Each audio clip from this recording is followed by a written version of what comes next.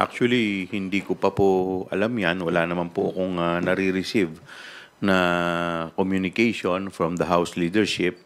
Sa ngayon po, ang naging concern lamang po namin ay yung issue po dito sa hindi po pagharap ni VP sa NBI dahil ang ginagawa nga pong rason o dahilan ay ito pong aming committee hearing.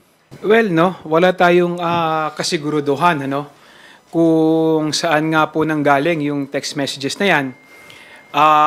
Pero kung ang pinag-uusapan impeachment, lahat naman ng tao, no, may karapatan na mag-file ng impeachment. At siguro nasa kanya-kanyang konsensya na yan, no, ng mga bawat miyembro ng Kamara kung susuporta sila sa impeachment na may magpa-file. Dahil siyempre hindi naman natin po pwede ring pigilan, no, ang mga miyembro ng Kongreso pag mayroong gustong miyembro na sumuporta sa isang impeachment complaint. Pero kami kasi sa administrasyon, hindi pa nga namin pinag-uusapan, no, patungkol sa impeachment dahil abalang-abala nga kami, no, lalong-lalo na dito sa aming mga gawain sa Kongreso.